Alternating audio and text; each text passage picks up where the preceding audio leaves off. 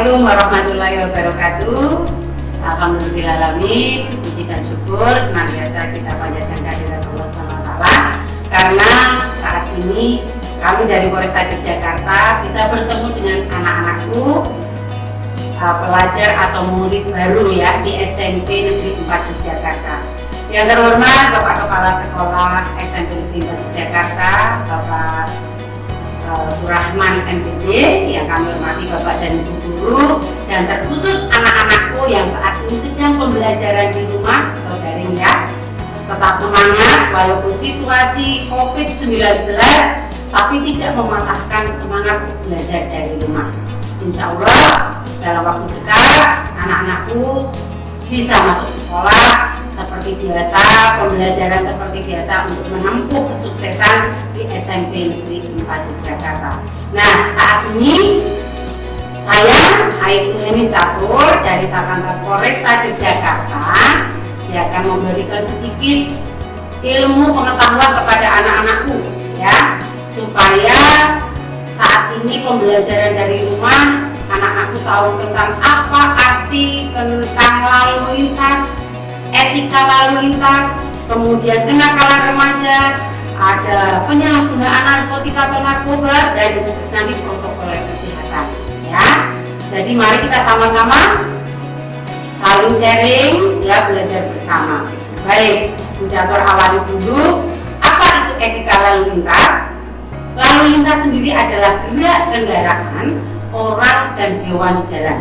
Nanti anak-anakku pada saat berangkat sekolah pasti menggunakan transportasi, ada yang pakai sepeda, ada yang pakai sepeda motor, ada yang jalan kaki. Nah, ini semuanya akan diatur yang namanya Undang-Undang Lalu Lintas nomor 22 tahun 2009. Ini harus dipedomani semua anak-anakku ya, karena nanti bersepeda juga diatur, jangan bersepeda nanti sembarangan bareng-bareng berempat ya, kemudian tidak mematuhi jalan yang sudah disediakan.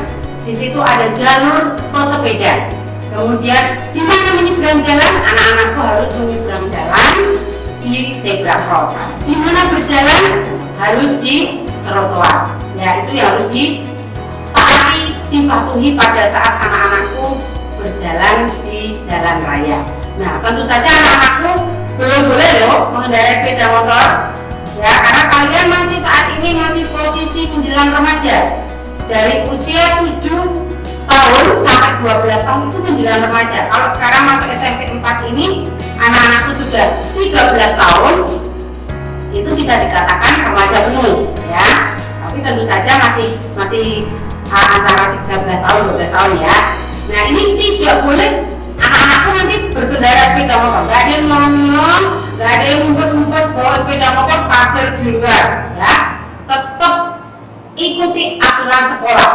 17 tahun setelah mempunyai surat izin mengemudi, silakan anak-anakku boleh bawa sepeda motor. Nanti kalau sudah kelas 11 ya, atau kelas 2 SMA.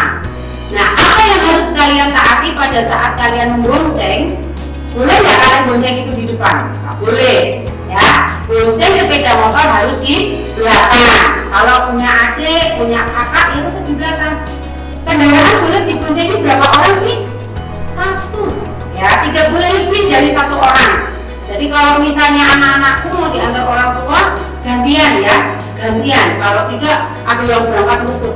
Jangan sampai terlambat, terkendala karena jemputannya ibunya ngantar terlambat ya. 1 pembonceng, 1 pengemudi, dan wajib menggunakan helm.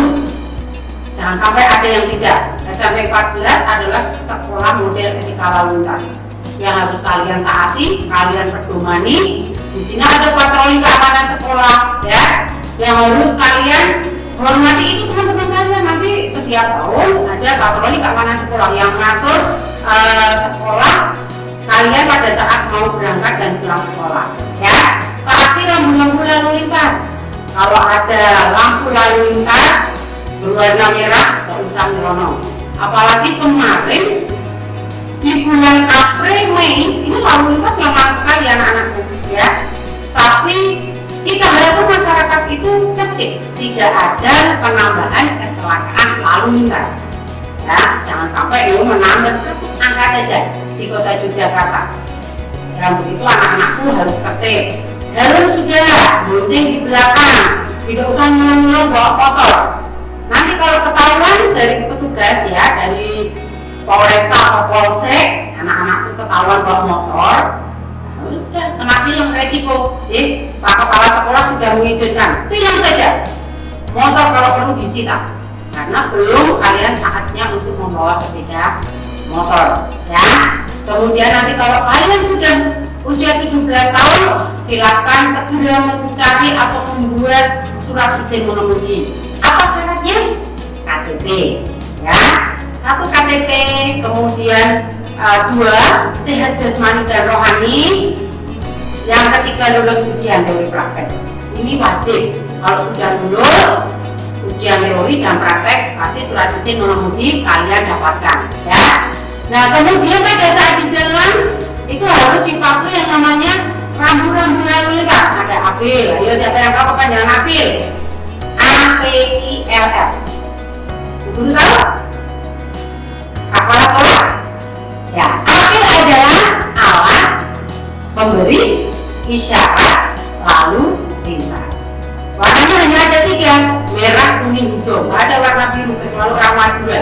Orang Madura itu menyebut warna hijau jadi biru. Ya. Merah artinya kalian boleh berhenti di belakang garis henti. Sini ada zebra cross. Nah, sebelumnya itu ada garis henti. Nah, di situ berhenti. Kemudian lampu kuning, anak-anak harus hati-hati, mengurangi kecepatan, bukan menambah kecepatan, mengurangi kecepatan. Kemudian setelah sampai di tempat pemberhentian, kalian berhenti karena sebentar lagi lampu menyala merah. Kemudian lampu hijau, wajib punya jalan. Jangan mainan HP pada saat lampu merah, lampu merah, ambil HP mainan ya, sampai lupa kalau itu di jalan mainannya. Begitu lampu menyala hijau, ada kendaraan yang baru jalan. Ini sering terjadi. Masyarakat pengguna jalan kebiasaan kalau sudah patroli ya, itu pasti pada saat lampu merah menyala berhenti, semuanya ambil HP, mainan HP. Nah, ini sebenarnya tidak siap ya. Ini anak-anakku ya, kewajiban kalian yang pertama pakai helm. Pada saat membonceng di antar sekolah pakai helm, wajib hukumnya. Jauh dekat pakai helm demi keselamatan kita, untuk melindungi kepala kita, supaya pada saat nanti terjadi kecelakaan kepala kita terlindungi, paling tidak gegar otak. Nah, itu yang kita harapkan ya anak-anakku. Nah, kalau sudah kalian nanti dewasa atau menjelang remaja penuh. Nah, remaja penuh itu usia 13 tahun sampai 19 tahun. Itu baru remaja, belum dikatakan dewasa. Dewasa itu kalau nanti sudah menikah 23 tahun. 19 tahun sampai 23 tahun itu baru menjelang dewasa. Nah, pada masa 13 tahun sampai 19 tahun ini kalian kan sudah remaja penuh. Nah, remaja penuh ini kalian pengen mencari jati diri. Ya enggak? Kadang yang punya hobi coret-coret. Wah, ini coret-coretnya salah apa? Namanya apa yang kalau misalnya orang yang suka coret-coret di rambu lalu lintas ya, di jalan yang sembarangan gitu, vandalisme. Boleh nggak? Nggak boleh ya. Ada tempat sendiri yang kalian bisa menyalurkan bakat untuk aksi coret-coret ya, namanya mural. Itu ada di kota Yogyakarta. Jadi jangan asal ada rambu ya terus ditempeli stiker. Di rambu itu ada yang suka usil tempeli stiker. Apa stikernya? Hai, datang bulan, nomor telepon bla bla bla bla bla. Atau kalau ini dari semua apa hubungi nomor telepon. Itu salah ya, masyarakat yang tidak tahu apa arti rambu-rambu atau rambu-rambu itu dipasang untuk apa ya nak ya. Nah, kita menyikapi kalau kalian sudah menjelang remaja atau remaja penuh, tentu saja ada perilaku-perilaku yang merubah diri kalian. Kenakalan remaja itu apa sih? Kenakalan remaja itu suatu tingkah laku yang melanggar norma sosial, agama ataupun norma hukum. Ini ada 4 kategorinya. Yang pertama kenakalan murni, yang kedua pelanggaran, yang ketiga kriminalitas ya, yang keempat ini kenakalan khusus. Kriterianya di situ, 1 kenakalan murni, kalian suka berbohong, ya, ngapusi sama orang tua, ya, itu kenakalan murni. Kemudian kalau pelanggaran itu tidak tertib lalu lintas, melanggar, wah aman kanan aman kiri, tidak ada polisi, lampu merah langsung kiri, jalan terus ke kiri, ikuti lampu, harusnya kalian berhenti, tapi karena tidak ada petugas yang jaga, wah aman ini, nggak ada, udah ke kiri langsung nyelonong, nggak boleh. Nah ini adalah pelanggaran.